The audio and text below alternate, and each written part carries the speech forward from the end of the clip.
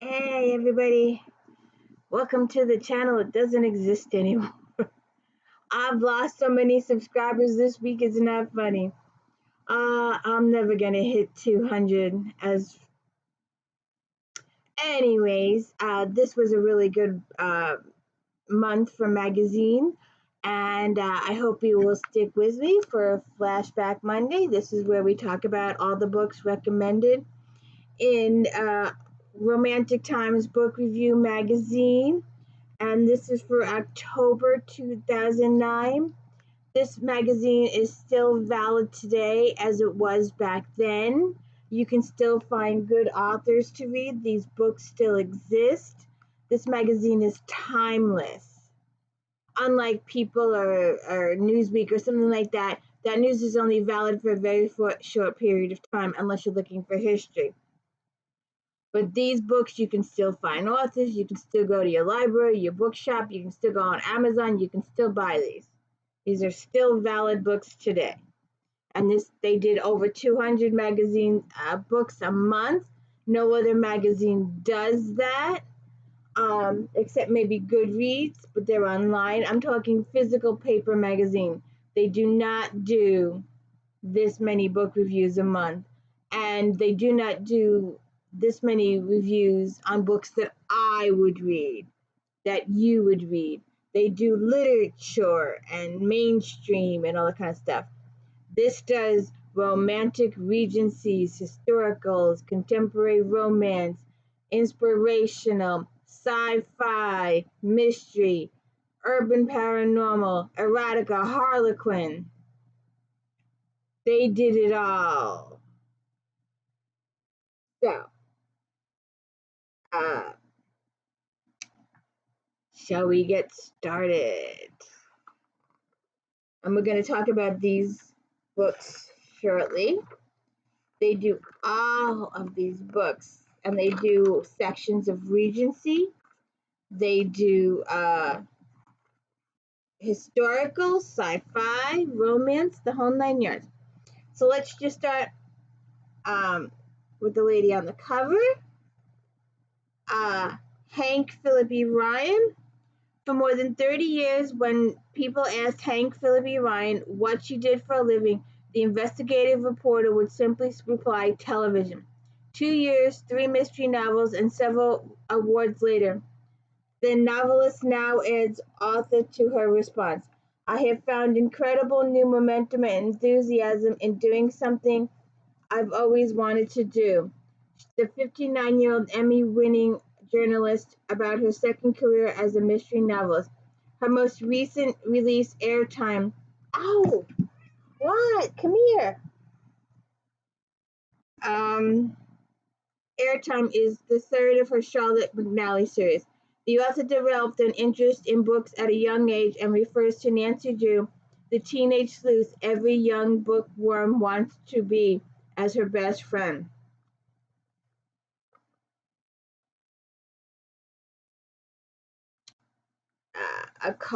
Excerpt from Airtime. Call the police, Josh demands now. After almost a year together, I've seen him tired, almost drunk in bed, with fever, bored, passionate, cheering for the Red Sox, playing Twister with Bunny, but I've never seen him this angry. If you don't call the police, Josh says, wrapping his arm around my shoulders and leaving me longing on a midnight blue leather couch, you're simply allowing yourself to be in danger. That's not intrepid, tough reporter, that's absurd. I'm simmering a bit myself. Isn't this the part where Prince Charming is supposed to draw his sword and protect me from evildoers? I'm the one who just got threatened in a nasty phone call. Maybe he needs something too. Coming up behind him, I prop my chin on his shoulder. I'm so glad you came over. Oh, come here. The last time you had a good story, you were chased down the interstate by murdering thugs, Josh continues. His voice is cold, then held at gunpoint twice. A good story, almost got your own mom killed. Just 2 months ago, and now, well, no, that's not quite accurate. I take a step back and I feel a frown creasing my forehead. It is. I know you're devoted to your job and scoring yet another Emmy, but if someone is calling you at home, threatening you, how can I protect you? Sounds good. Sci-fi romance.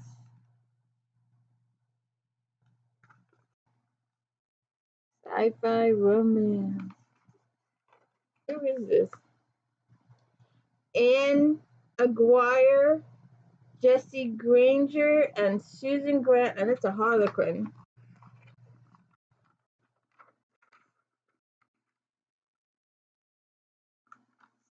Science fiction romance. New author spotlight. Non-fiction picks.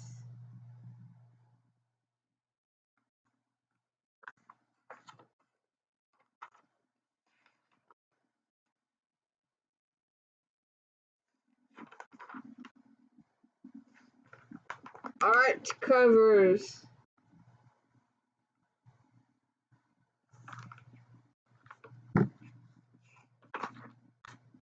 Witchy women. I'm excited to talk about witches, exclaims author Kim Harrison as soon as she gets on the phone with RT. Every time someone wants to talk to me, it's about vampires. She's not the only one experiencing a bit of vampire fatigue.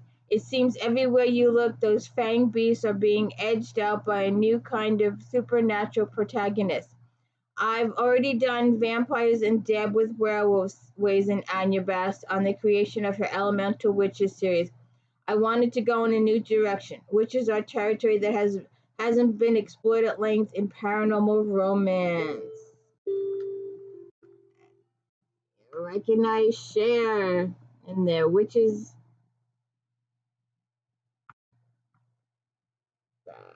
of Eastwick. That's what I thought it was. Kim Harrison's books.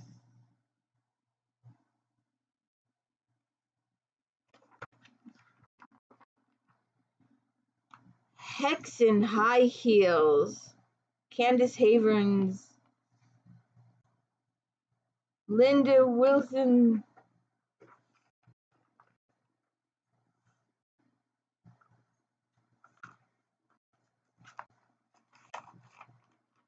We'll talk about Ilona Andrews later.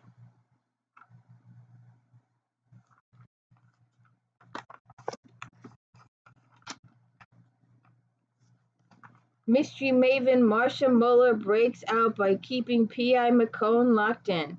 It started as a joke. Marcia Muller, a doyen of the female private eye novel, needed a new adventure for longtime series sleuth Sharon McCone. Her husband, author Bill Peronzi, who knows a few things about plotting a mystery, teased that she should put McCone in a coma, and that's nearly what happened.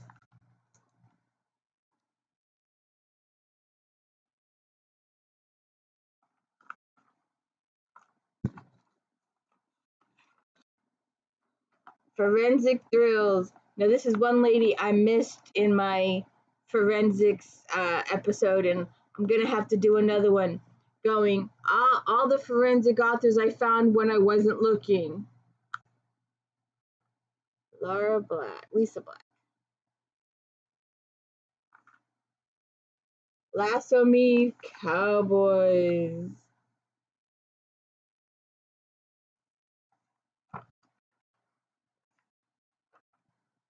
Annie Marsh, Jesse Slade, and Angela Johnson. New authors there. Spotlight. Vintage punk. There's this thing started, and I guess it's still around, but I haven't really paid attention. Steampunk, and then it became like urban. That was like the whole thing. They had weird fucking covers.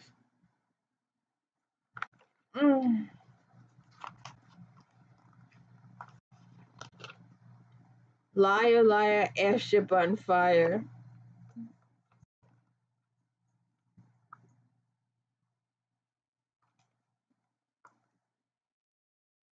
Never done.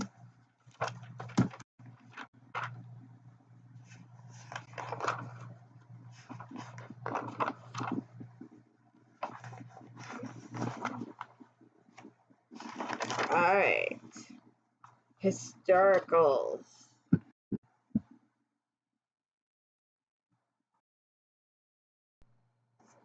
Okay. The Earl claims his wife. 4.5 stars. Maxwell's talent lies in her continuing ability to bring together laughter and tears with wondrous stories that capture the era and her characters to perfection. She adds her own twist in rekindling marriage plot that raises the emotional bar and delivers a flawless performance. It was quite a scandal when Brian Ranson, the Earl of Wright, left his bride Gillian to be with his mistress before going off to fight in Portugal.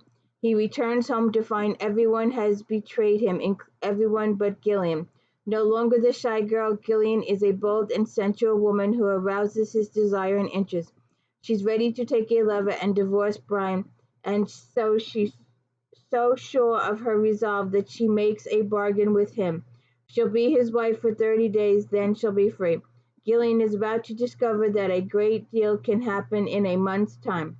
Friendship, trust, even love can blossom. A child can change your life, and misunderstanding can destroy happiness unless you're willing to set aside pride and seize love.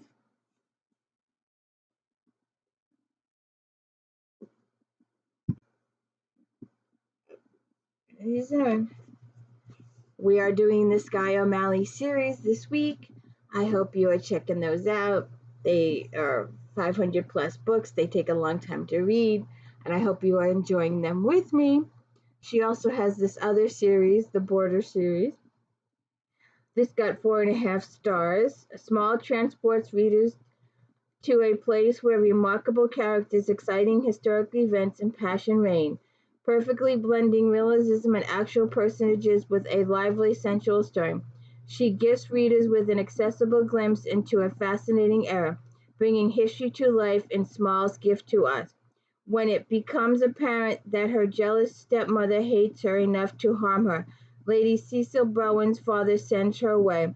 As she grows up, Cecil befriends Lady Joan Beaufort. When Joan is married to James I of Scotland, Cecily becomes lady-in-waiting to the Queen.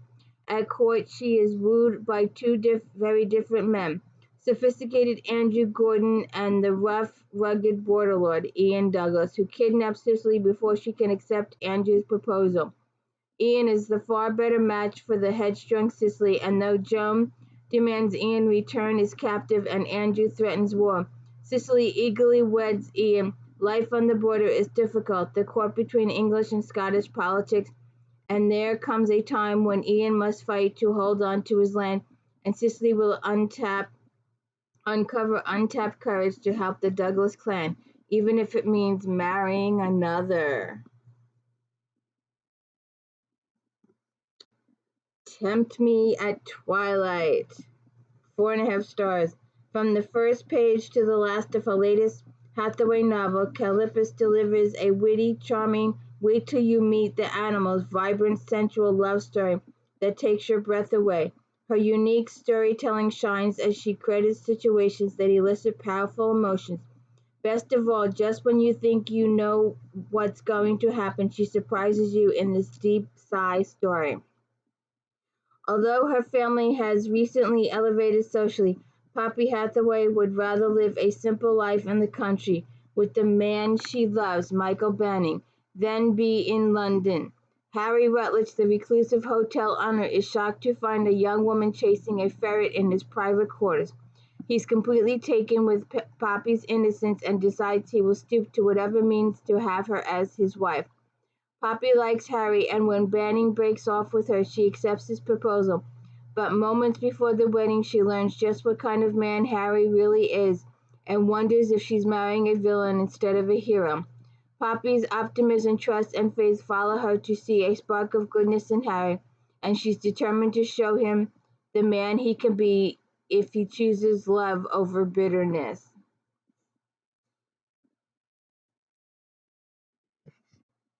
Wicked All Day, 4.5 stars.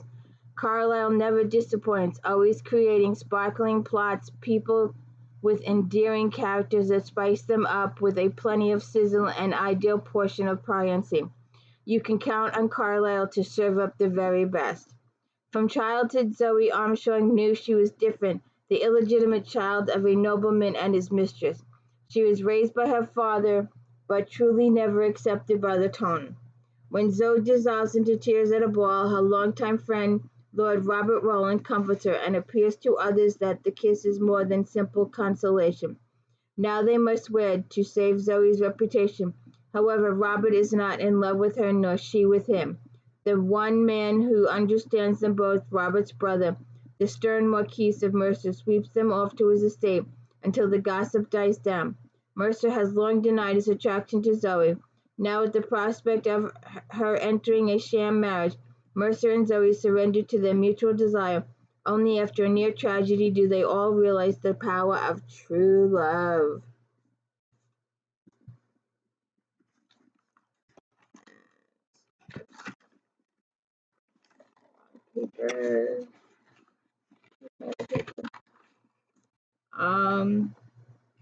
Now, as I've mentioned in previous books, I did a huge giveaway a couple years ago, and this is one of the books that I gave away, and I'm sorry I did.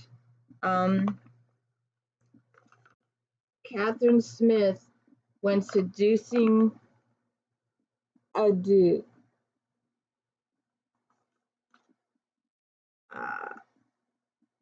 Smith returns to her roots in pure historical romance with an awe-inspiring, passionate love story, showcasing her talent for creating not only three-dimensional characters but also an emotional landscape that touches readers on many levels and in the end provides a deep sigh of utter contentment. Gray Cane, the Duke of Rayton, arrives at St. Rose looking for pleasure. In truth, he's seeking a woman who resembles the one he loves but cannot have. Rose is at the glittering masked ball seeking the man she desires. She poses a wanton to get Gray into her arms. That's easy, but getting him to admit he loves her is another problem. Gray is shocked at his reaction to the mysterious woman, but once he discovers her true identity, Rose's plan goes away. How can she prove to Gray that she's not some fragile girl, is the one for him? Is a challenge making him give up his pride for love might be impossible. And I thought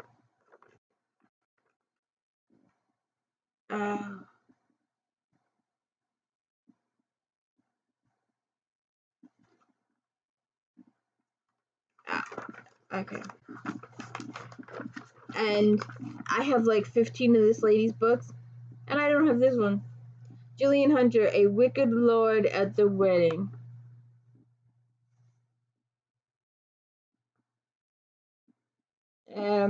A Wicked Lord at the Wedding, 4.5 stars. Wit and sensual perfectly meld, Hunter maintains her place as a fan favorite. The latest in the Boscastle saga is the emotional story of the rekindling of a marriage by regaining trust through passion.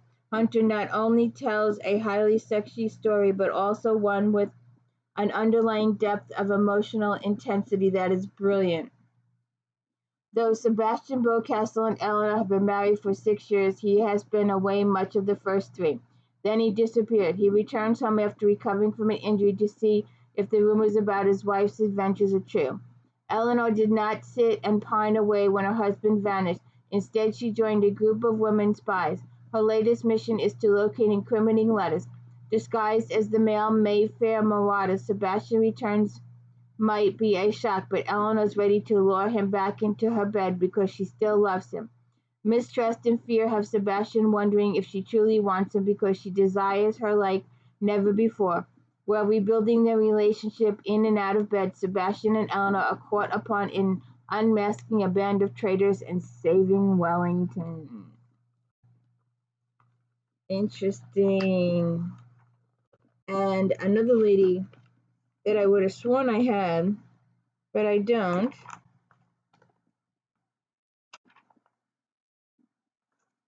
Highlander's Temptation, Sue Wellington. Right there. Oh, and there goes my girlfriend. Oh, she didn't bing. There you go. With each book, 4 stars. With each book, Welfonder reinforces her well-deserved reputation as one of the finest writers of Scott romances. She takes the classic Romeo and Juliet theme and creates a fascinating, intriguing story that will definitely stand the test of time. Dork Makanda has long dreams of a raven-haired beauty, but never expected she would become part of his family. Lady Arabella Mackenzie convinces her father to let her sail to the islands of northern Scotland and visit the Giving Stone, which grants true, sweet love to those who offer it honey. When Arabella's ship flounders in a storm, she is saved by Derek, who believes his dream has come true. But the Mackenzie ruined his clan and drove them to exile. Derek and Arabella fall in love, but there are many rough spots in their courtship. With the help of their own courage, along with touch of Ancient's magical power, they seek their storybook ending. And I could really do all of these. KATHRYN cast the most wicked of sins.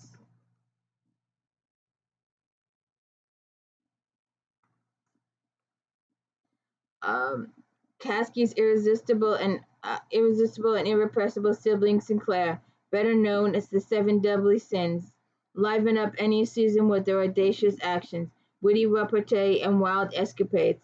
Caskie sprinkles their stories with a winning combination of poignancy and humor that's sure to charm her fans. They got 4 stars. Lady Ivy Envy has 1 month to find a suitable husband to satisfy her father's demands. She's ready to snare Viscount Tinsdale when another woman captures his attention. To make Tinsdale jealous, Ivy encounters an outrageous plan to hire an actor to impersonate the Marquis of Counterton and pretend to court her. Recently arrived in London, Dominic Sheridan is shocked when he's accosted, kissed, and hired as Ivy's suitor in the blink of an eye. He's intrigued enough to play along with her charade. Then Ivy's game gets a bit too hot to handle as she realizes she desires Nick's kisses more than Tinsdale's. Caught in her own web, Ivy has to find a way out. But what happens when her scheme comes back to bite her in the end? Indiscreet, Carolyn Jewell, 4 stars.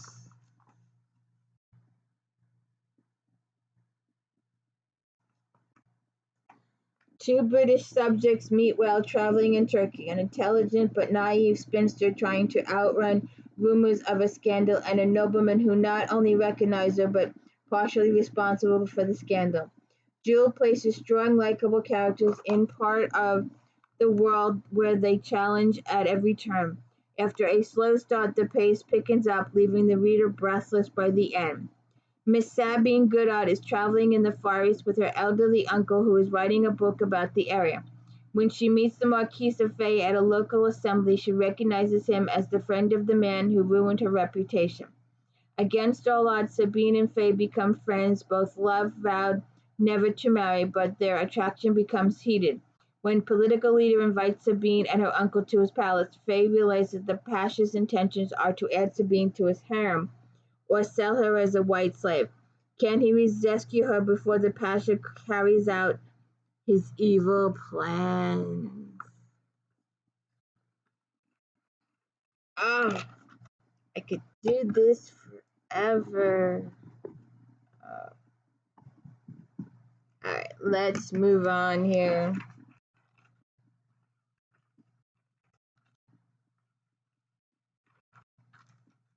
Mainstream fiction.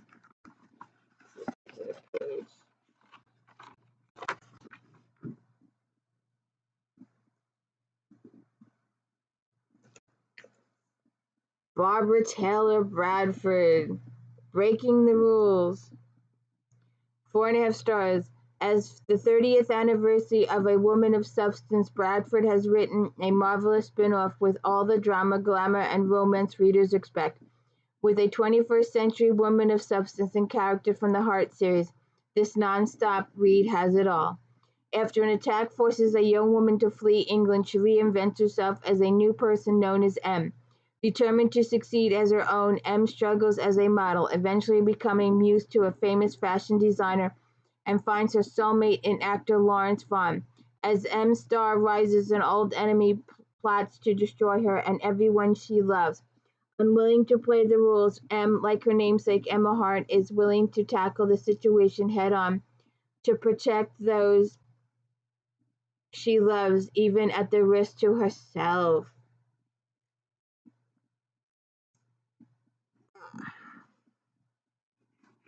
Did I do another one?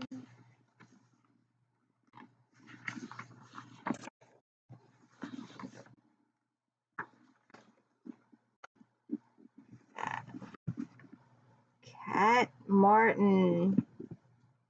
Now, I have a ton of her books, but apparently I don't have this one.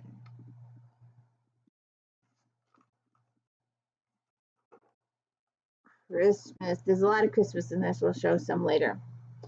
3 stars. Get your hanky ready before you settle in for Martin's novella of love and forgiveness. This sweet story is well wrought, although the characters and their actions are at times predictable. Lottie, who is raising her young grandson Teddy, is succumbing to Alzheimer's. When he wants to buy her an antique clock, Teddy asks reformed convict Joe for a job. Joe spent time in jail for accidentally killing a man during a drunken brawl, when he was upset over being jilted by his fiancée Sylvia.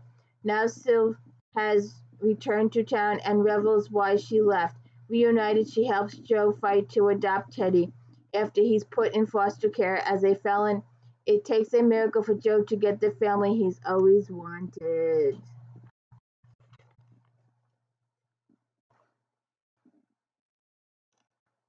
Fern Michaels.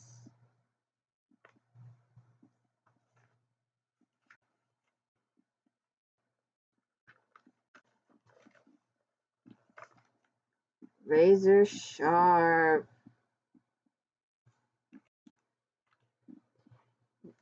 3 stars.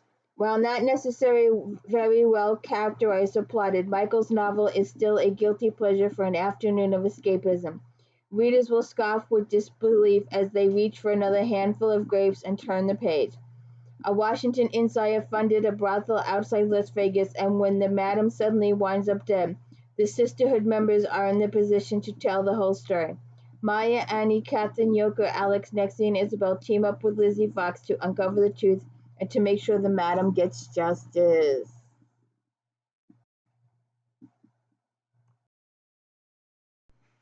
They also do a teen section. Trying to.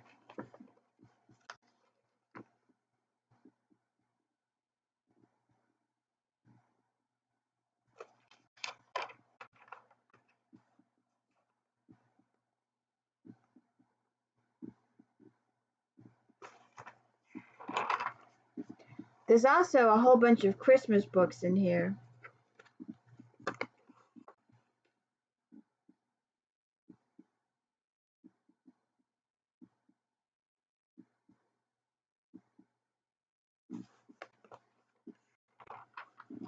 Inspirational.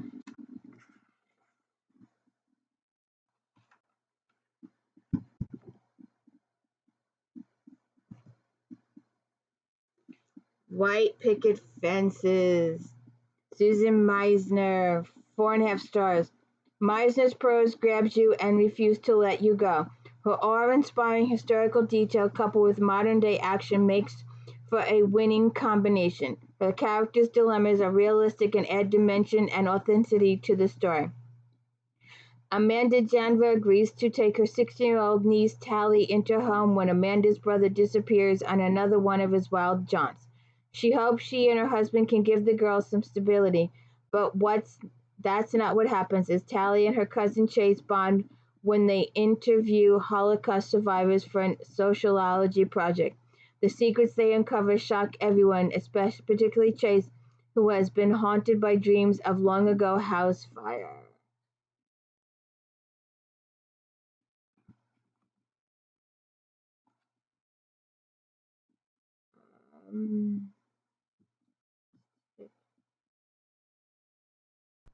One more here. Maggie Brandon, The Jewel of His Heart, 4 stars. The second book in the Heart of West series, this is a witty, tender love story with a few adventures added to the mix. The characters are down-earth, funny, caring, and have incredible strong faith in God. Josh McBride is a simple sheep herder in 1896 Montana who wants to settle down and start a family, though he fears no woman will want him because of his occupation. He has his sights set on Juliana Brady. Juliana is smitten with Josh as well, and she doesn't mind his job, but she does mind that he's thinking about going into mining business because that's what took her father away from her. Which will they choose, wealth or lasting love?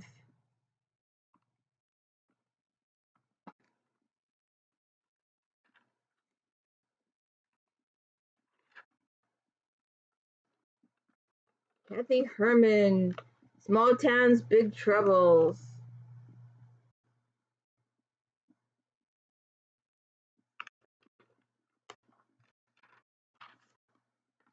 Science fiction.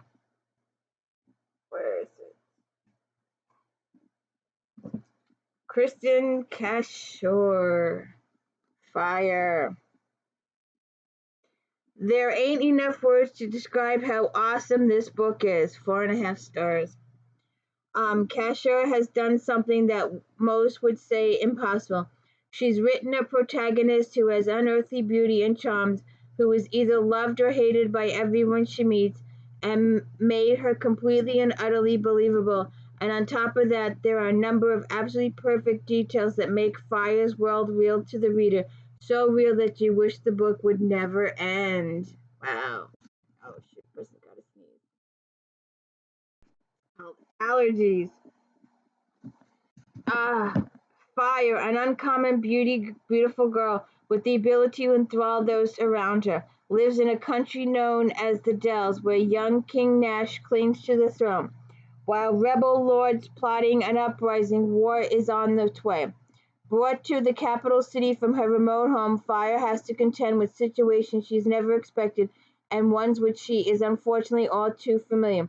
She gets off a bit of a rocky start with the royal family, especially with Prince Brigham, but soon her abilities become a key part of their plans.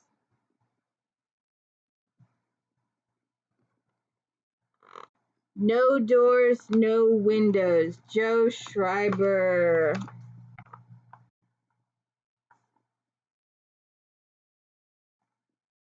4.5 stars. This haunting story is scarier than any gorefest. A delicious page turner, it deserves a spot on the shelf next to Stephen King and Dean Koontz.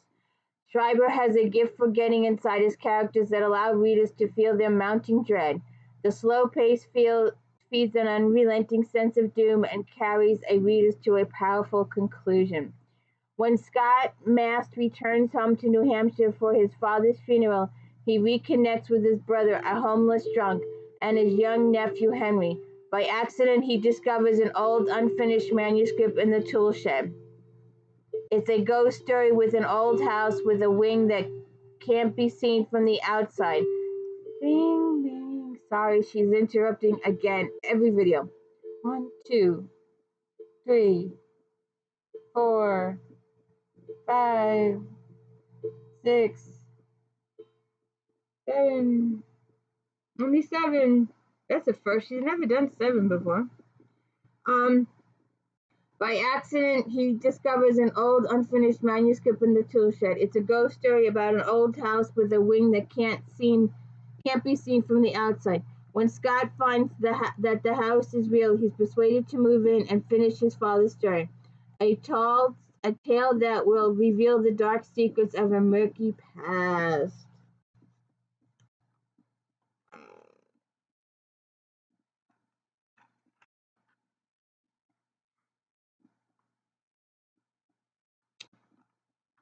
Jim C. Hines, The Mermaid's Madness.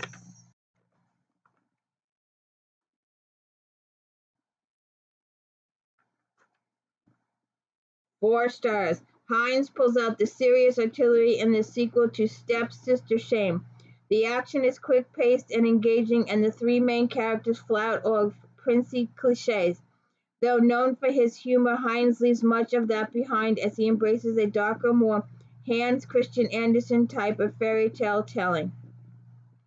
Snow White, Sleeping Beauty, and Cinderella are faced with a new danger. An attack by a mermaid princess has left their benefactor friend Queen Beatrice in a coma. Three princesses must use all of their wit, skill, and plenty of seasickness healing tea in their bottle to rescue her. The help of other members of the mermaid royal family is necessary, but who is the real enemy? Ah, my nose. Sorry for that.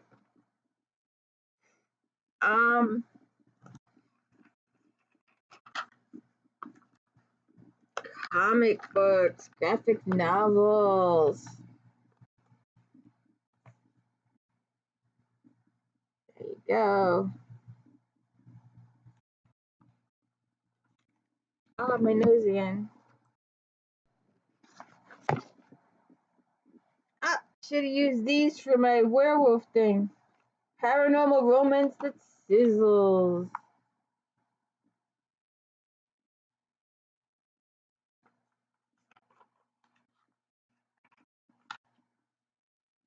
Romantic suspense.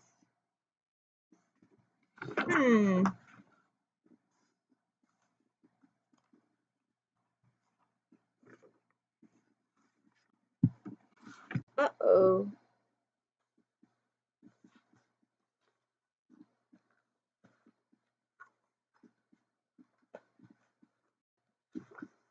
Well, it seems I'm unprepared for this one. I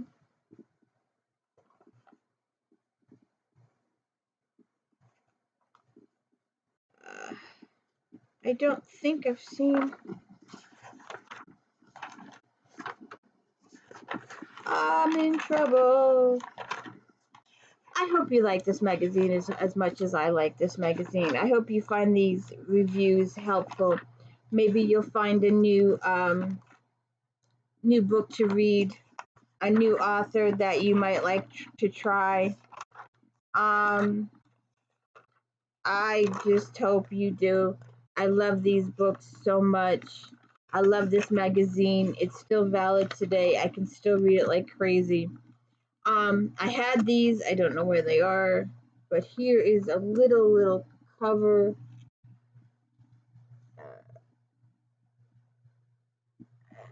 Make Her Pay. Roxanne St. Clair. St. Clair gives ample evidence in book after book why she's a major standout in the genre. With the hero and heroine willing to bend, fold, and mutilate rules for a just cause, the story is quite the adventure with action and passion aplenty. Readers won't want to miss this wild ride. 4.5 stars. Lucy Sharp gives wannabe bullet catcher Constantine Exenis a case involving sunken treasure, theft, and sabotage. Treasure hunter Judd Paxton has hired the team to see who is stealing from his unauthorized salvage of the legendary ship El Falcon. Dive specialist Lizzie Dale wants to stop Paxton from selling the goods on the black market. It was her father's quest to prove that their ancestors were the rightful owner of the treasure. As Khan gets closer to Lizzie, he's trapped. Although he works for the enemy, he sympathizes with her. However, there others are after the treasure, and they won't hesitate to kill to obtain it. Wow. And I've seen...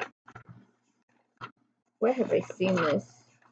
I know I've seen these books. There's a whole... Oh, I'm thinking here. Well, you know, according to statistics,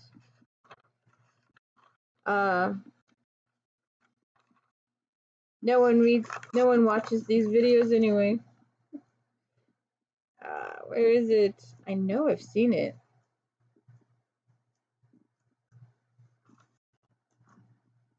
And I don't know why I didn't write these down.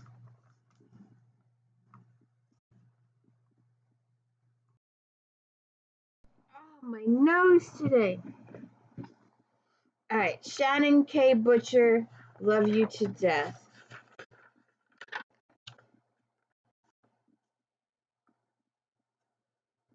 Here. 4.5 stars. The horrifying premise of this tout is slowly revealed as Butcher takes her protagonist on a terrifying journey. Guilt and the need to protect are driving forces behind the actions of a hero and heroine who are racing against time and a twisted killer. Butcher continues to prove her writing chops by delivering a story that's not for the faint of heart yet resonates with the power of love. When her artistic and flighty sister Ashley doesn't check in with her usual call, freelance reporter Elsie gets concerned. Not satisfied with the police response, Elsie flies back from Hong Kong and attempts to break into Elsie's house to look for answers. Ex-cop Trent witnesses Elsie's break-in at his neighbor's house and apprehends her. Despite not wanting to get involved with police work, Trent realizes that unless he helps, Elsie's stubborn determination will get her in trouble. As they retrace Ashley's steps, they learn of other missing women and the gruesome discovery of severed body parts. Can Trent and Elsie find Ashley in time? Cindy Gerard, Feel the Way.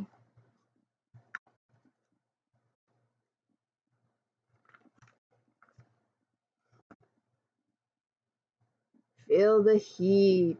4.5 stars. The Black Ops team must stop a disaster monumental proportions. This espionage thriller is a fast forward as the red-hot Gerard starts countdown clock. For this heroine, breaking into the tightly knit Warriors Club is a challenge, especially when she's feeling something other than anger towards infuriatingly sexy, edge-of-your-seat perfection. The first time Defense Intelligence BJ Chase ran into Black Ops Rafe Mendoza was during a batched operation in Baga, so she isn't thrilled when her team takes over her new assignment. Electromagnetic pulse bomb technology was stolen, and BJ works undercover with the NSA operative Stephanie Tompkins to find the traitor responsible, making Stephanie a target for assassination. Since the Tompkins family is adapted of the Black Ops team, everyone is alerted. When they discover it horrifies them. If what they know is correct, then an EMP bomb will be detonated in the next week.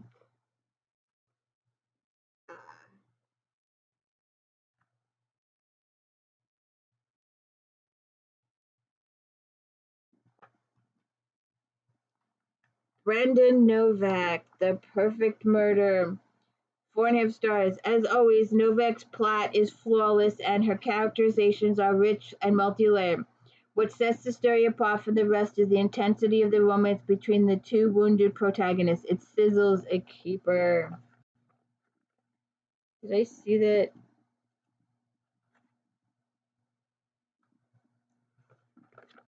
Let me just take a quick look. Oh, that's the page I was looking for. The Sharon Butcher.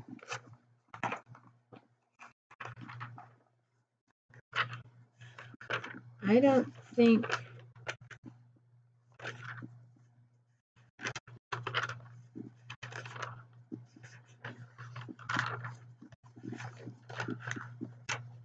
Yeah, watch it. I'll find it. Yeah, it always happens. You find it after you stop looking. But anyway, let's get back to it. The Perfect Murder. A year ago, investment banker Sebastian Castor's life changed forever when his former wife and son were murdered by her second husband, Malcolm Turner, an ex-cop. Turner convinced everyone that he committed suicide after taking their lives, but Sebastian knows better. Turner trail leads him to victims advocate Jane Burke at the last stand. Jane's working the case of two missing teenagers and appears they've been abducted by Turner. Joining forces with Sebastian to bring the ex-cop to justice changes Jane's life and puts her in harm's way when Turner connects her to Sebastian. But James survived a marriage to a serial killer and the aftermath of his capture, which Turner isn't aware of.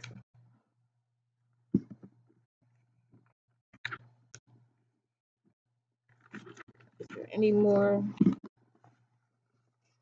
I'm just pissed off at myself for not doing this. I don't know how I missed it. But anyway. There was a TV show. Oh, God, I don't remember her name. Blonde. Uh, she played the lead character. I remember I used to watch it. V.I. Warshawski! 4.5 stars. Hardball. Award-winning author Partitsky employs a timely set of issues, including Chicago politics, the city's historical race relations, and police corruption. Talk about finding something after you do the if-then, when you stop looking. I found about 5 or 6 more of these type homicide books that I was looking for when I was doing the homicide if-then. I couldn't find them. Now I found them. It always happens. You find stuff when you stop looking. She explores them in depth in this rich, layered installment of a hard-boiled V.I. Warshawski series. Here the PI is confronted with problems on both the professional and personal fronts. With its vivid setting, intelligent heroine, and sharp, clear look at contemporary life, this is another winner. When Vi is hired to find a man who's been missing for 4 decades, she doesn't expect to succeed, but she ends up investigating part of Chicago's racial past as well as her own family secrets, along with a nun who marched with Dr. King dies without revealing the secret she knows. Vi cousin arrives from Kansas to work the city politics, and Vi must decide if her well-beloved policeman father was a crooked cop.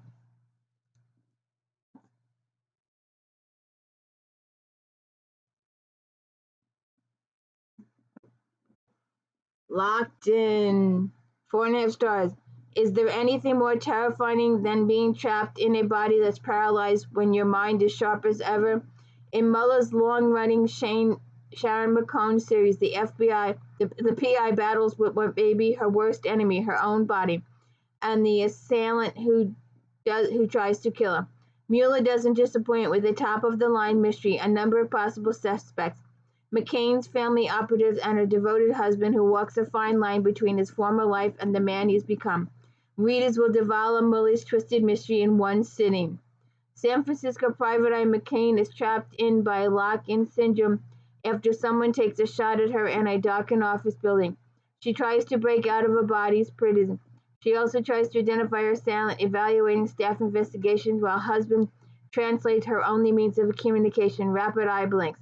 As each investigator pursues a lead, High must decide if he should let the law take its course or return to his violent past to extract revenge.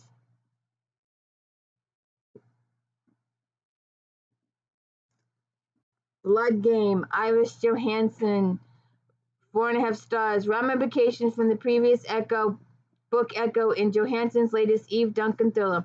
This time it's hero Joe Quinn who must cope with the radical changes as they face a truly unusual killer. Johansson also introduces a new intriguing character whose motives and powers are quite cryptic. You want to keep the lights on by reading this one. Even Joe stops serial murderer Henry Kinsel, but an even more dangerous killer has set his sights on Eve and her adopted daughter Jane. Kevin Jellick has carved a path of death and blood drinking from Europe to the United States in his quest for immortality. Jellick's most recent victim, Mary Jo Norris, reaches out from beyond the grave to contact Joe, who has been struggling with activating his latent power to see Gus. So he's not initially receptive, but the arrival of the ominous Seth Caleb forces both Eve and Joe to look beyond the normal. Caleb has been tracking Jellick for years and will not stop this vampire wannabe is destroyed. Interesting. Oh, my nose.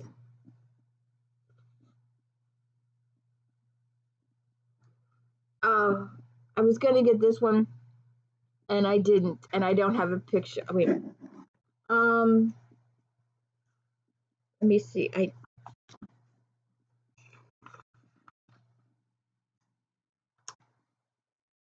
No. Wait a minute. Let me see if there's one here. I could have sworn I saw one. I don't know why I just didn't.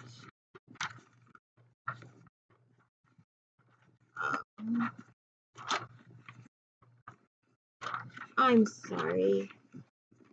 I could use subscribers though. I could do something. If someone wants to help me for free. I have no money. I need to get a job. I'll monetize. That's like that's gonna happen. Like never. 10 years from now, I'll get monetized. No one is watching my channel. I'm not using the right words. I'm not using the right thumbnail. I'm not doing something right. I'm doing everything wrong. So all these experts tell me. That's why these experts do wonderful, great things, because people listen to them. Because we're so horrible at it. Well, I'm so horrible at it. You may be absolutely great at it, but I'm really horrible at this. But anyway, we'll just do it without a picture. Because I could have sworn I saw one. Black Friday, Alex Kava. There's a lot going on in this lightning-paced, impeccable plotted thriller, and it's all fascinating. Kava's scenario is terribly plausible in the modern era. Be prepared for more than a few frights.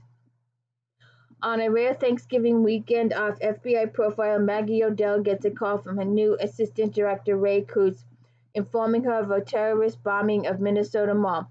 Piecing the case together isn't easy, but facts soon emerge. The bombers were college students wearing identical backpacks, and the devices within them remind the experts ones they've seen before, dirty bombs. When their anonymous source leaks the names of the students, one of them turns out to be Maggie's half-brother, Patrick. Dealing with the new ADA Patrick's possible involvement, conflicting reports about the attack, and the growing certainty of another bombing is very near future is all about what Maggie can handle. A cozy. You want some food with your mystery? Some chocolate pudding? Oh, wait a minute. It's not her. I have mistaken. I'm sorry. Oh, I didn't even look at that one. How did I miss that one? Alright,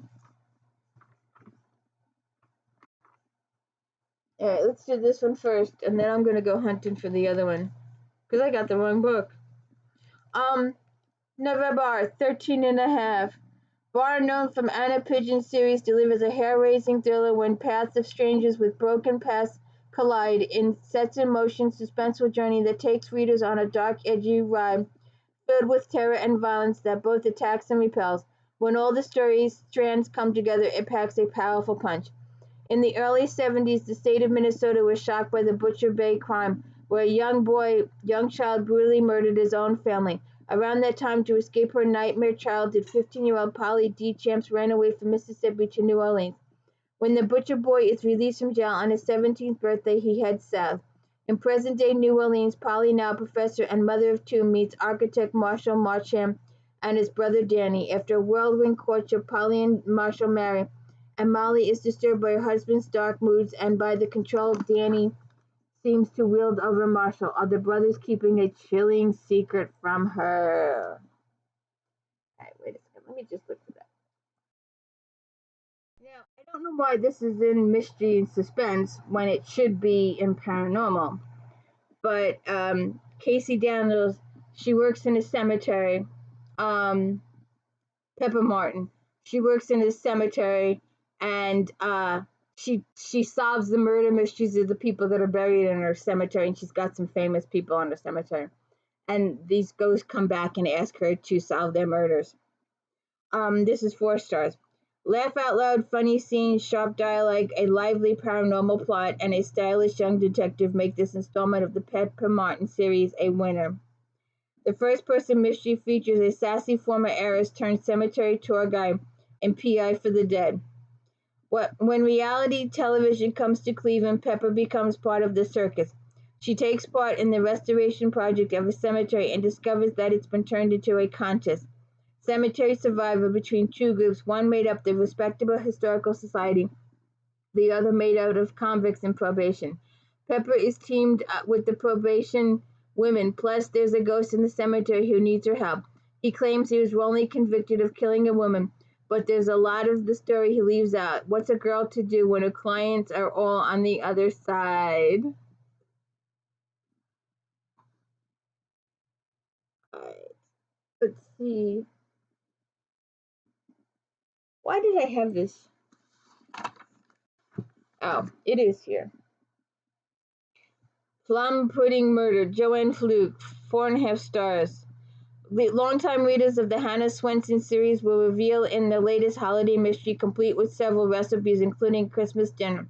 As always, it's great to catch up with Hannah and company while solving a mystery This truly enjoyable series has a strong fan base, and it's no wonder readers can't help but love Lake Eden and its warm and inhabitants. This installment has a particularly good mystery and a cliffhanger. It's Christmas time in Lake Eden, Minnesota, and Hannah is busier than ever at her bakery. She's trying out a new recipe for plum pudding when Larry Jager to sell at his popular Cozy Elves Christmas tree lot.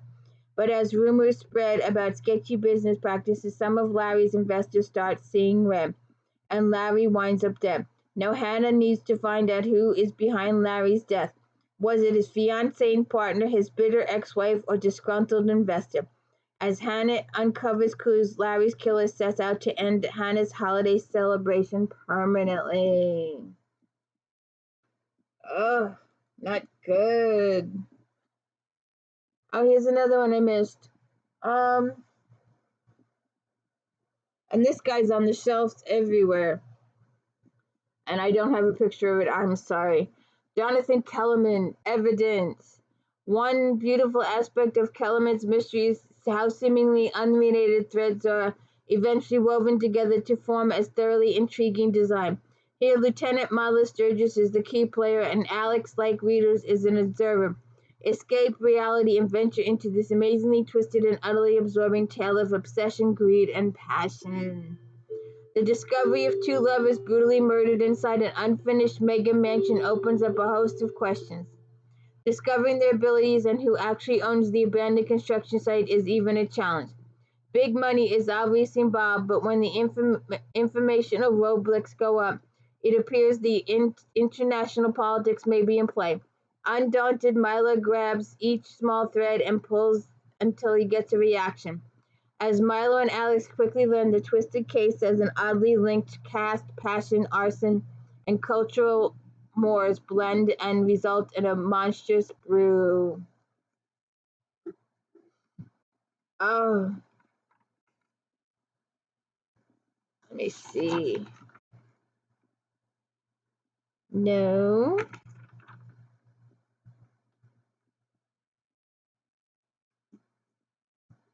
Let's see if this one's here. Yes, so it's like I read this book last year, and you can check out the my video for last year. But I did several of these. A Wee Christmas Homicide by Caitlin Dunnett. Ring in some holiday spirit with the latest Scottish mystery featuring shop owner Liz McCrammon as she searches for a killer in her hometown of Moose Tukaluk, Maine, with a cute mystery centering around holiday festivities. This novel is perfect for the holiday festivities. Oh, the tiny teddies. Yes, I remember this, so please check out my video. Lise runs the Scottish Emporium where business has been slow. To bring in shopkeepers, she plans a 12 days of shopping event because a few stores in town still have the tiny teddies, the latest toy on the market. Crowds descend on Moose Tukaluk, leaving Liz unprepared for the fanatical collectors. When a teddy is shot through a store window, she's slightly moved. When the toy store owner is found dead, Liz knows there's a killer loose and with more on mind than stuffed teddy bears. Check out my video for this. It was good.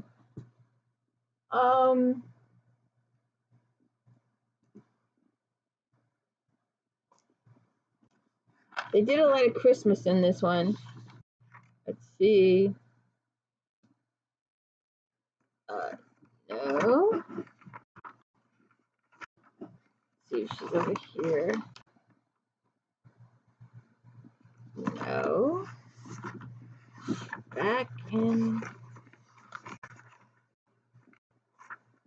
Okay, why did I pull this book out?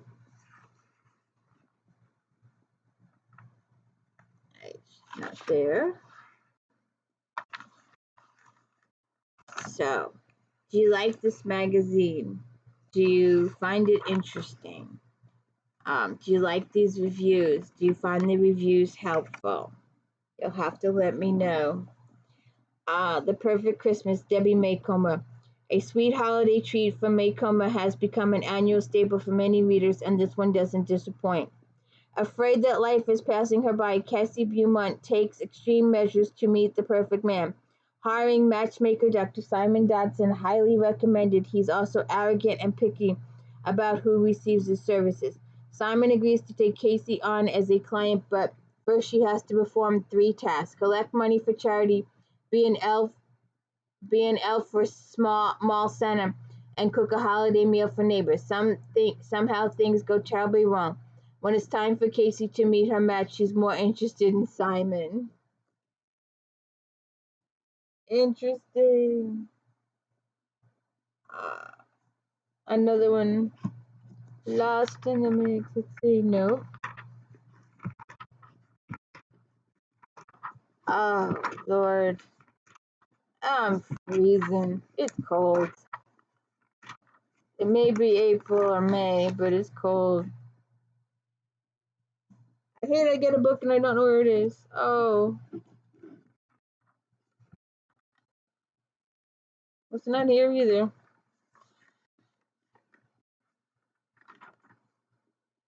Unless I got it out for one of my if-thens, and I don't know. Let's look one more place. Oh, here it is. Okay.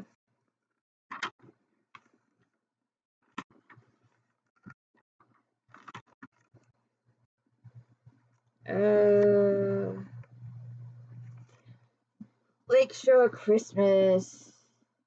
Susan Wiggs, 4.5 stars.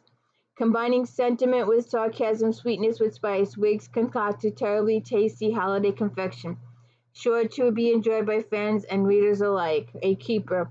Librarian Maureen Davenport has been involved with Avalon's holiday pageant for most of her life. This year she's in charge and she intends to make it memorable, but her co-director, ex-child star Eddie Haven, doesn't share Maureen's vision. His biggest claim to fame is a well-beloved Christmas movie, which is ironic since he hates the holiday and everything associated with it. Once she gets to know Eddie, Maureen swears she'll change that, but he's a tough sell. Against the odds, the two wind up together, but it's certain to end in disaster, because the one thing Maureen and Eddie have in common is terrible luck when it comes to matters of the heart. Oh. Let's see. Donna Hill. The prize. This one here. There's a few of them. You want to look?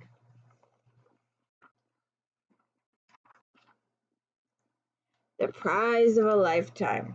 4 stars. Readers will relish a glimpse into the mind of a woman who voluntarily signs up for a reality show in an effort to launch a new chapter of her life.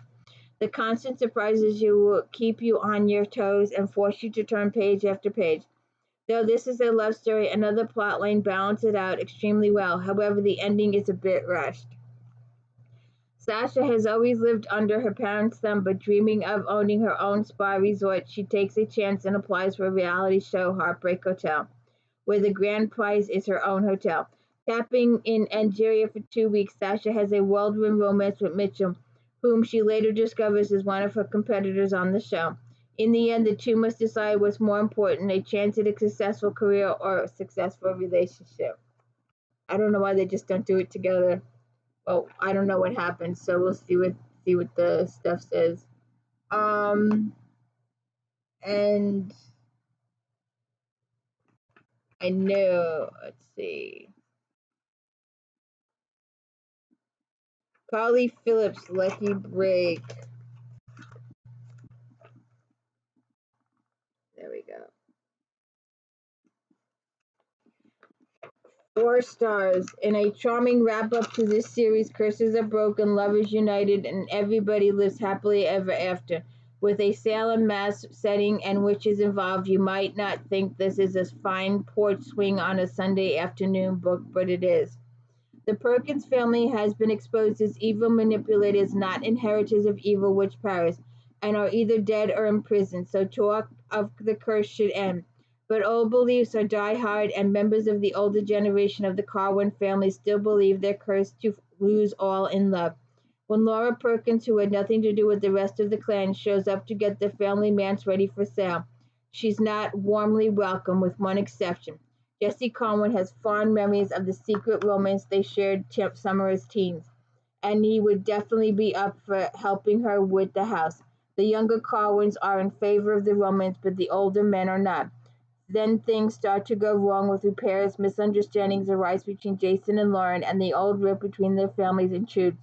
Will the weight of the past sink hopes of present-day happiness? Ugh. Let's get going. All right. My favorite section of the magazine. Right, now where was this? I saw this thing in here.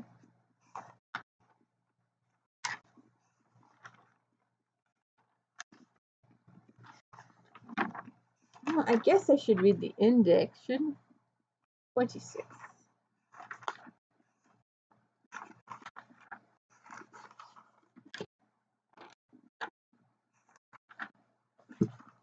Yona Andrews.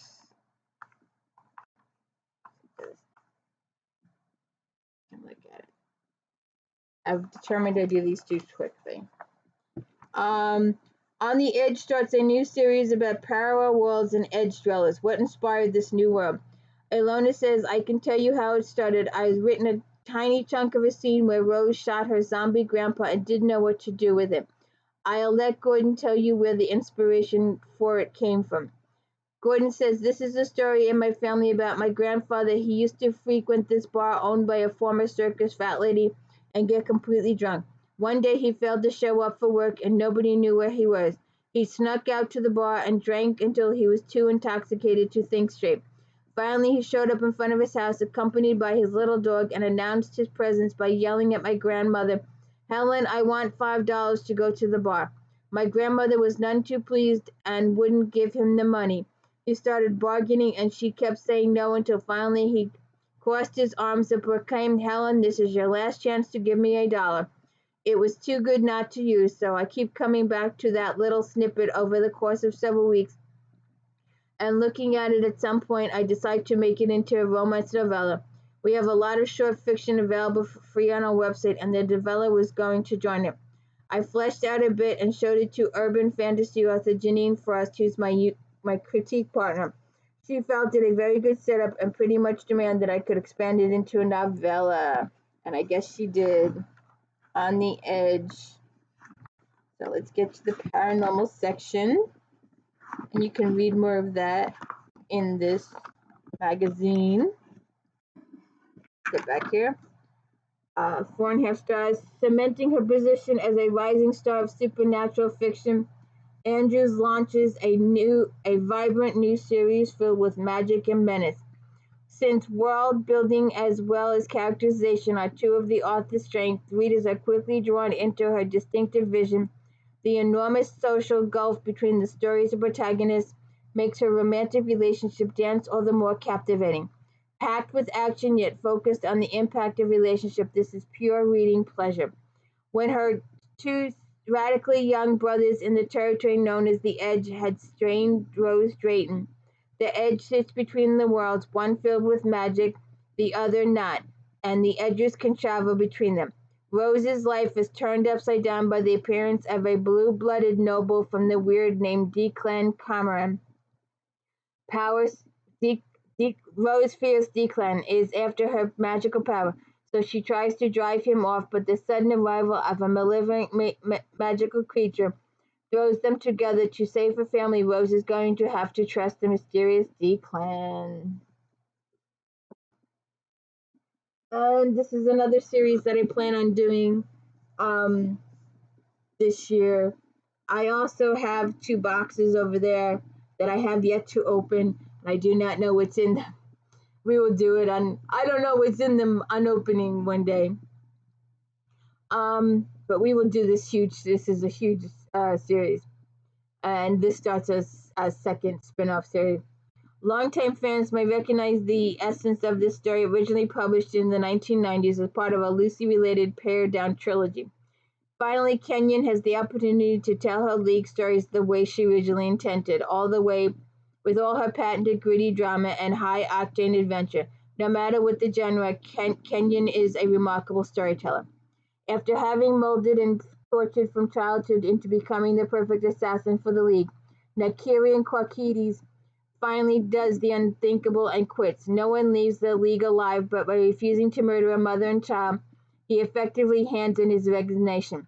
Not only does Nakirian survive, he creates a deadly after-ego called Nemesis and starts his own organization, the Scintilla, which keeps League assassins in check. Chimera Zamira is both a famed ballet dancer and princess. To punish her father, she's kidnapped and about to be murdered when she's rescued by Nemesis. As Kira quickly learns, appearances can be quite deceptive. And I will have to warn you about Kenyon's books. Her heroes and heroines are tortured cruelly. You will need tissues for their childhood. And when we do Acheron, you are going to need an entire box of tissues to read Acheron. I always tell people the first time you read Acheron, read the entire book.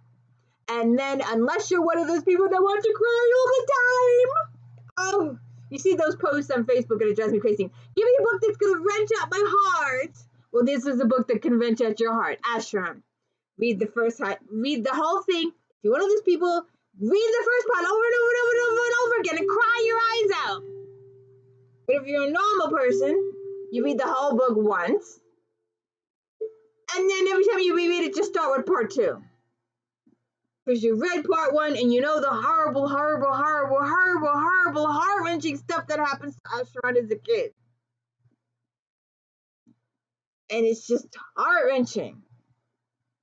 And Charlene Kenyon was doing a podcast. She does them weekly on Thursdays. If you are still listening to my video at this point, and most of the time you're not even here anymore, because the analytics say you only listen for 50 seconds, so you weren't even here an hour and 12 minutes ago. But if you do, she does a weekly podcast on every Thursday at 8 o'clock. And last week she was talking, or a few weeks ago, she was talking about the fact that she wrote, and none of my authors, I would like all my authors to write this fast, but she said she wrote like 30 or 40 pages of 2 hours of pure torture to a villain. 2 hours of pure torture. She likes to torture her victim. It just,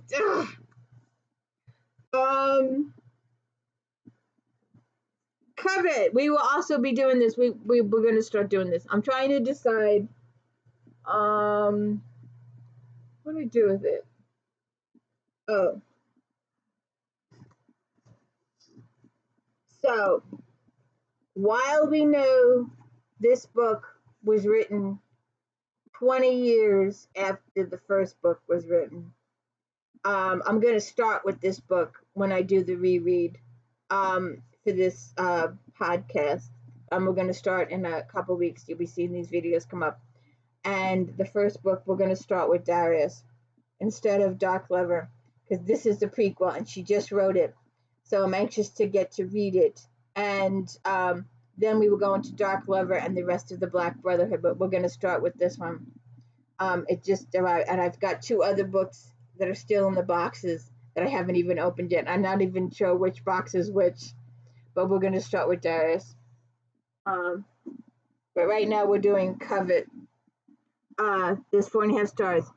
Demons from Hell mix it up with a pretty woman in explosive launch of New York Times bestseller awards mesmerizing new Fallen Angel series.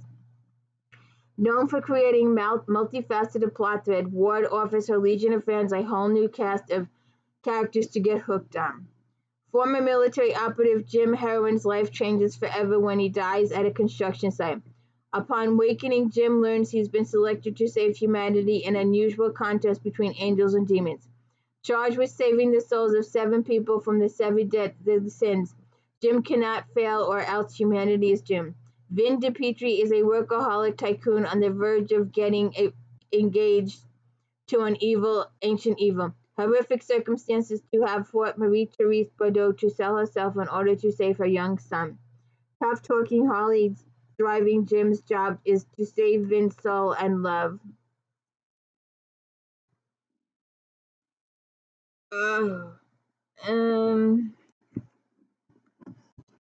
Oh, I just saw this one about 4 times. I gotta go look. You have to love this magazine. I can talk about this magazine. I can read this magazine for hours and hours. Oh, I wonder if that's what I meant. Let's look.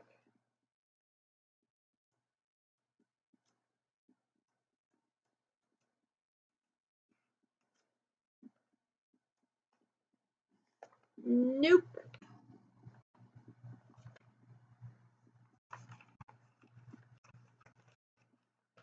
Ah, yep.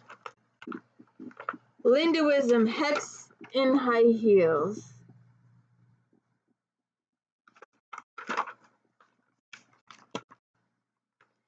Four and a half stars. It's time for more romantic hijinks and sinister magic in the newest treat from the hot talent Wisdom. This time, the romantic spotlight shines on 2 former secondary players with Blair Fitzpatrick and Ware Collie Jake Harrison. Wisdom does a truly wonderful job mixing passion, danger, and outrageous antics in a tasty blend that's sure to satisfy. Life has been getting back to normal in the town of Moonstone Lake after the terrifying events of Sandham. Although the town folks don't remember nearly burning their resident witches at the stake, Blair Fitzpatrick does, for it was Ware Collie Jake Harrison who saved her life. When Jake starts to make romantic move on Blair, more trouble comes to town. Rowan Thorne is an alpha heir apparent, and he's planning to make Moon Lake his new pack grounds. The arrogant wolf never dreamed he'd run into serious opposition from witches and Ware Collie.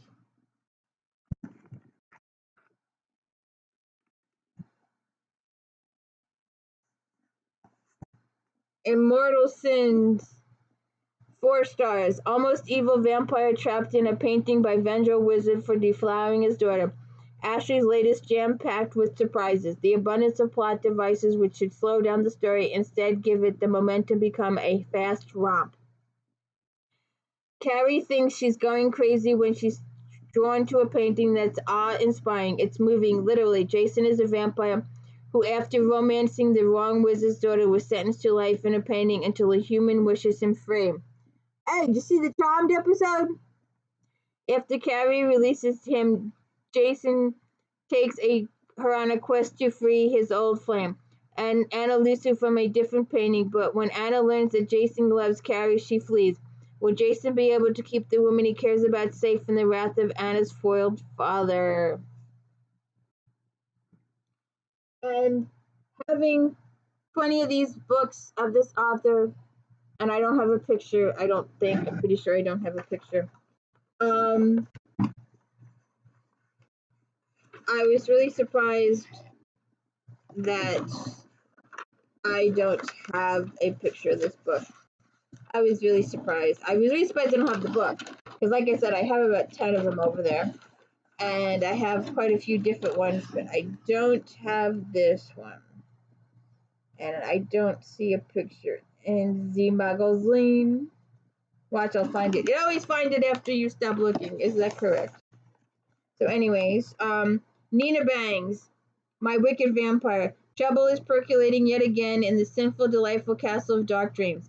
The incompatible Bangs adds another chapter to the offbeat yet sexy woo-woo series. Long-running Sparkle, Gamete, and Sparkle Stardust own saga takes a dramatic turn. See, I don't understand why I don't have this one. It's got to be over there someplace. I just can't find it.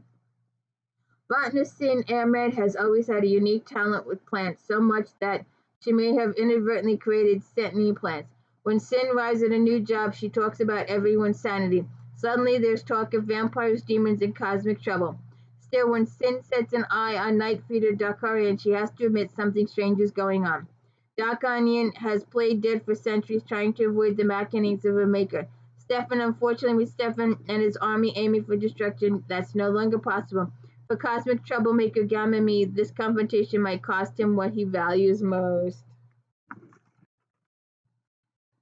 And I don't have, I just took this other one out. Again, I have like 20 of her books, and I don't have the one in here. But this is Day of the Dragon, and the one in here is Dragon Moon. There's quite a few moon books over there. 4 stars. York has made a name for herself by providing consistently excellent series that are spiced with passion and paranormal. This release, she introduces a fascinating new character that we'll hopefully see again. Enslaved by half-dragon, half-vampire Kandor, Kenya has chosen to cross the portal into the alternate universe. Vando has big plans for the unsuspecting residents of Earth. Werewolf Talon Marshall likes his solitude and remote location, but that peace is shattered when he discovers stolen money and a strange young woman after a tree nearly crushes Kenya during a storm. She is first by a wolf and then rescued by a man. Although forced by mental triggers in her head not to reveal her mission, Kenya longs to tell Talon the truth. How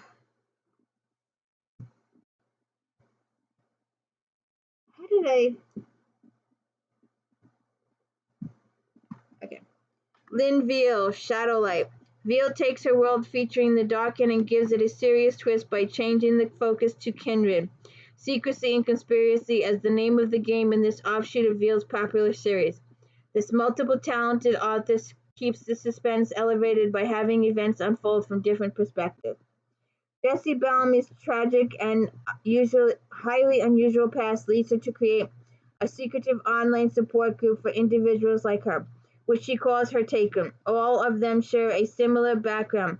They were adopted by the Catholic Church and miraculously survived a fatal accident or illness.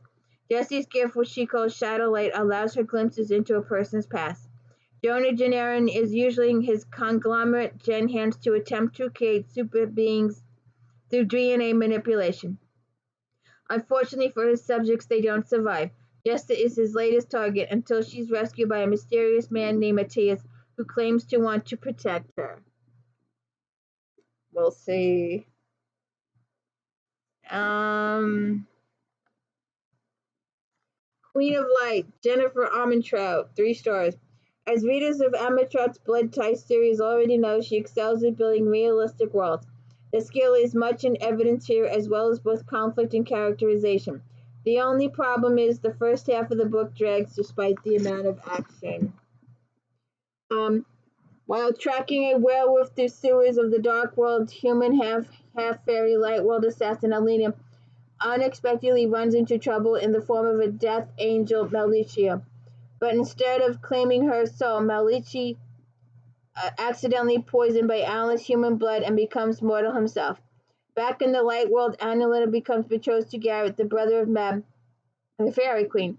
Unbeknownst to Ellie, Garrett has hidden gender. He means to take the throne from his sister and rule through Alia. The appearance of Malachi, who is seeking to resolve his feelings he has now for Alia, puts Garrett's master plan in jeopardy.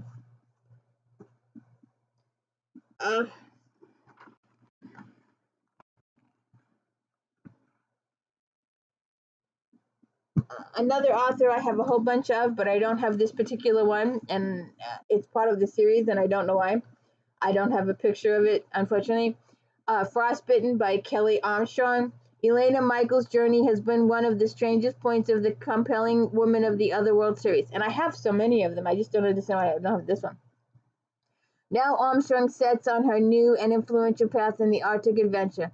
The icy wild setting gives this tale a special edge. Juggling their pack duties and parenting preschoolers has kept Elena and Clay hopping, leaving the kids tough. But when Jeremy hears about a supposed human wolf kills in Anchorage, he feels Elena and Clay must check it out. Soon they realize something is seriously wrong in the woods. Not only are men being killed, but women have disappeared too. The likely culprits are a band of vicious rogues led by the Tesla brothers. But after Elena and Clay have a run-in with a monster in the woods, they realize something else is stalking the wilderness.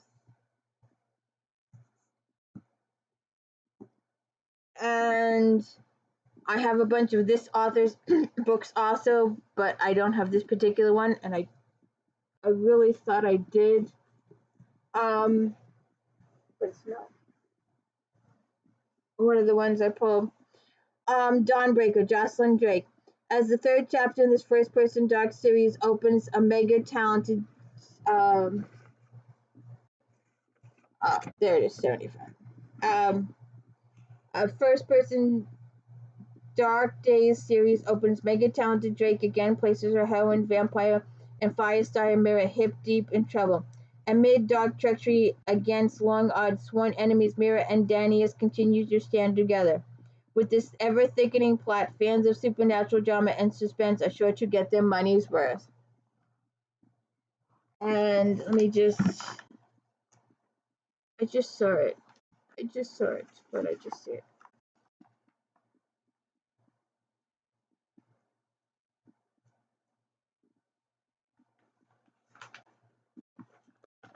Alright, there it is.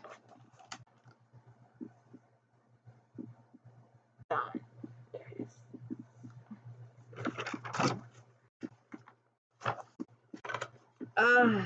Four and a half stars. As this, I read it right. Since the Naturi are hell-bent on destroying both human and night walkers, the two races have taken steps toward cooperation. Mira's unique gifts have placed her on the front lines of the battles, stopping Naturi Ro from creating a door that will allow his wife, the Naturi Queen, back to Earth. Mira and Danis know the odds are against them, but they have a few options. Until they capture a rogue Naturi princess, Cindy claims to want to stop her sister Honora, but can they trust her? Oh, I love this series. I love Merit. We will do this series later this year.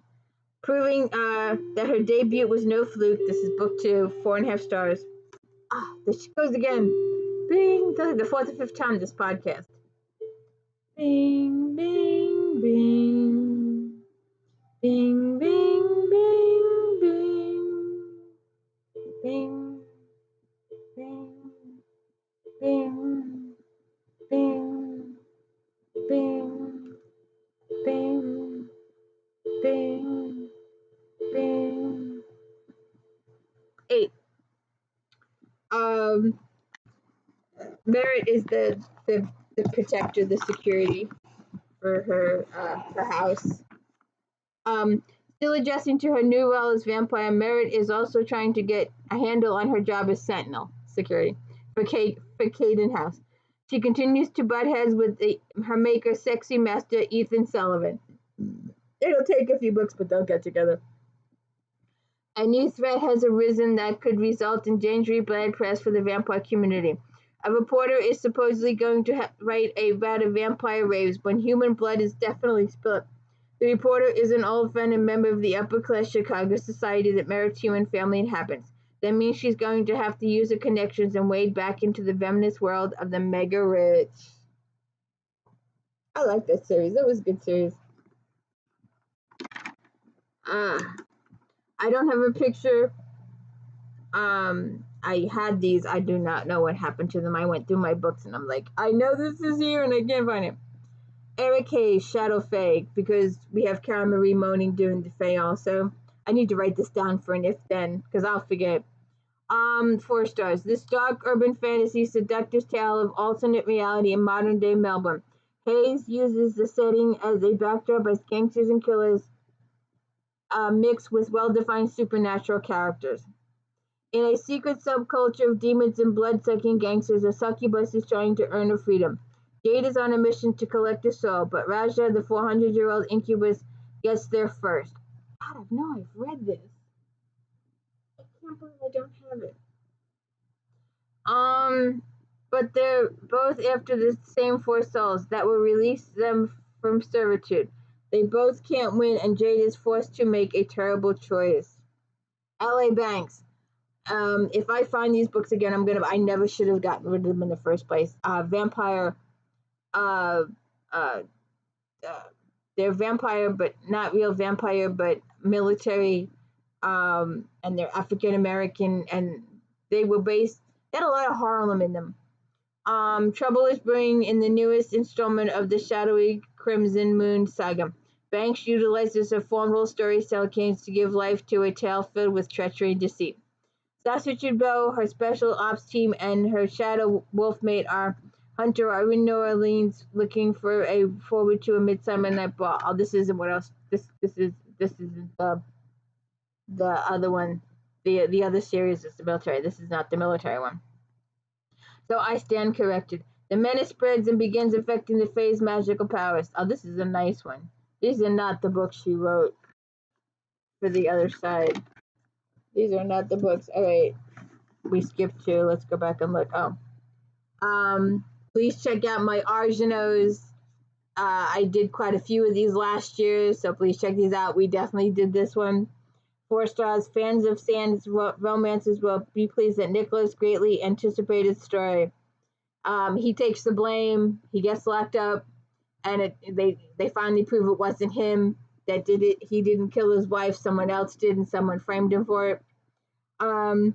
This is a great book. Purported road. Nicholas Argino rescues Josephine Willem, gets him locked up, awaiting judgment by Lucian in the castle. Joe discovers that her memory has been tampered with, and then decides that Nicholas has also been tampered with by a more powerful vampire. This is a really good story. Please check out my video for it. Big Bad Wolf, Christine Warren. The sexy fix-ups continue as next to Warren's 5 friends has an encounter of the very sensuous kind. Warren's world of others continues to be a sizzling and sexy dance. Although they met only briefly at her friend Regina's wedding, Missy Rapper fantasizes about Alpha Wolf Graham Winter, have prevented her from taking any other contender seriously. Then on the night of one of 4 fantasy fix-up, Missy literally runs into Graham, and the hunt begins. Graham is angry that his sneaky cousin is trying to challenge his position by invoking breeder's rights. Since Graham is unmated, he could be vulnerable, but when he gets an armful of sweet and sexy Missy, his instincts go on alert. And his need for a mate is like, yes! And this one, I don't know where this is.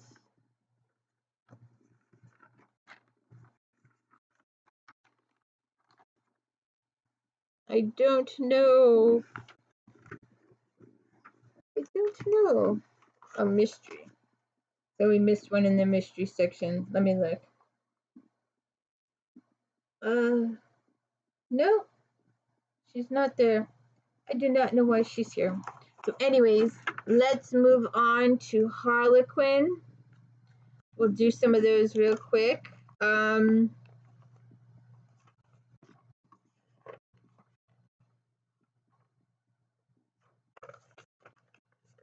Mistletoe Hero, right there. Did you know that there's Harlequins for rich people, Harlequins for service like doctors, firemen. Then there's Harlequins lawyers. Then there's Harlequins NASCAR. Then there's Harlequins football. Then there's Harlequin billionaires. Harlequins Kimi. There's all different kinds of Harlequins. So what was that? Mistletoe Hero, 4.5 stars by Tanya Michaels. Mistletoe loner and outcast Gabe meets his match in cheerful, extravagant Adrian. A tragedy in his teens caused good-hearted Gabe to live on the outskirts of the Georgia community, but tiny Arian, attracted to the gorgeous hermit, draws him into participating in the town's annual fall festival. Gabe doesn't quite know what to do with Mistletoe's favorite daughter, but he knows he can't keep his distance unless he leaves Mistletoe. This wonderful, warm, and sweet love story with compelling dark undertones proves that opposites can do more than attract.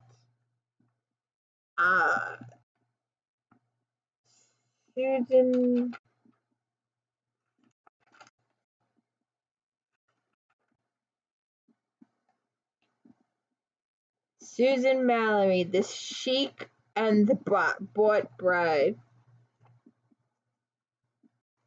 I'm telling you, there's Harlequins for everything.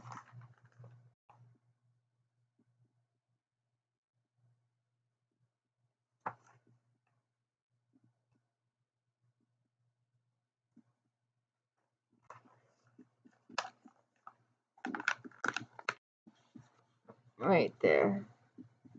Susan Mallory.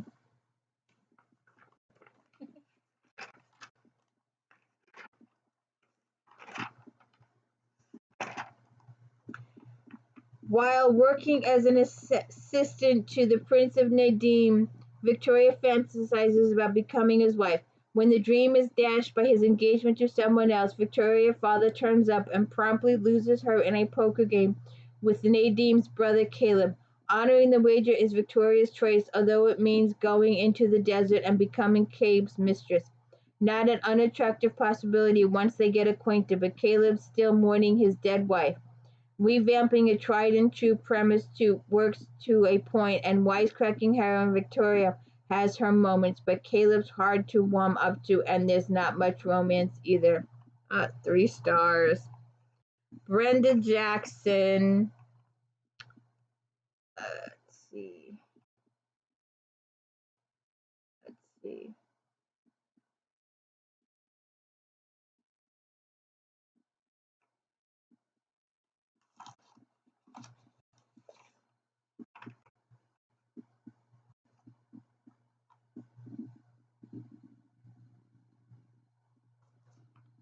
Okay.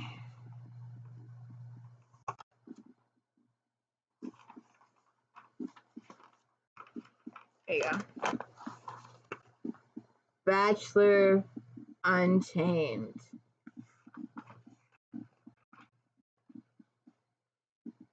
What did I say?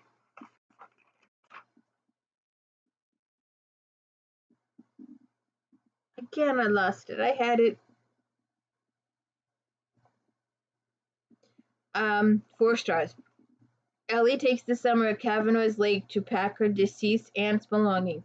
She doesn't count on falling in love with Uriel, who was still bothered by her childish ploys years before and is now even more guarded with women since his parents' divorce. His goal is to remain a bachelor for life, but he professes a brief affair to Ellie, who agrees so that she can research material to complete the erotic manuscript her aunt was writing at the time of her death. But Uriel's distress is heightened when he hears part of a conversation and thinks he's being used again. A beautiful setting and interesting and passionate characters combined for a great story. I have a lot of hers. I don't have this. Oh, I didn't even, actually I didn't even look. I should look. But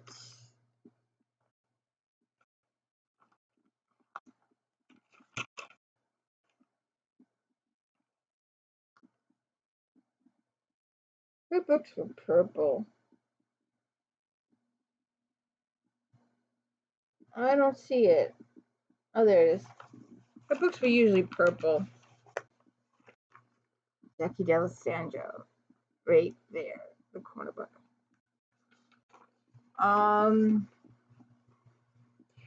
3 stars. Simon Viscount Kilburn works as a spy for the crown, but in 1820 he's a suspected murderer. An earl thought to be in line to become the next prime minister has been killed, and Simon is found standing over the body. To clear his name, he tries to find Genevieve, the earl's former mistress, and a box with information that will reveal the murder. Soon Simon is in love with Genevieve, and the murderer is also looking for the box. This enjoyable historical has sensual scenes and romantic background, but too much of the story is told rather than shown. A result, no doubt, of increasing shortness of the books. Another 20 pages would have added to the enjoyment. And our final one, or maybe not. All right. PC Cast. But there's mother and daughter or sisters. Mother daughter. I think they write the whole vampire series. Huge series. Oh, I forget what the name of it is, but they really took off. Soon after this, here it is, PC Cast. And they're right. Huge series.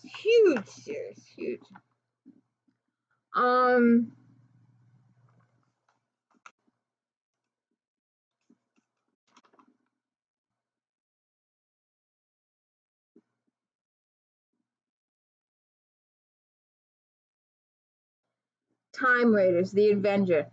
4.5 stars.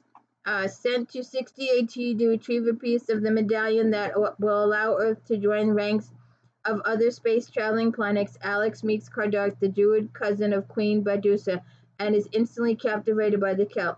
Posing as a soul-speaking priestess of the goddess Adris, Alex is both drawn to Kardok and oddly at home in the past. And although she knows that Badek will die in her attempt to take Laudium, she's unsure what will happen to Kardok. Cat's story is a fast-paced and fascinating look into a long-dead culture steeped in mystery.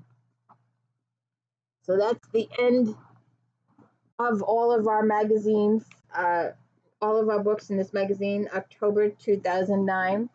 I hope you will check out other Flashback Mondays. I hope you will check out If Then Fridays and Star Trek Fridays and my other daily book reviews. And I've got a couple of shorts hanging out there too from a couple of weeks ago. So I hope you enjoy those. I'm having a good time making those little bit of shorts.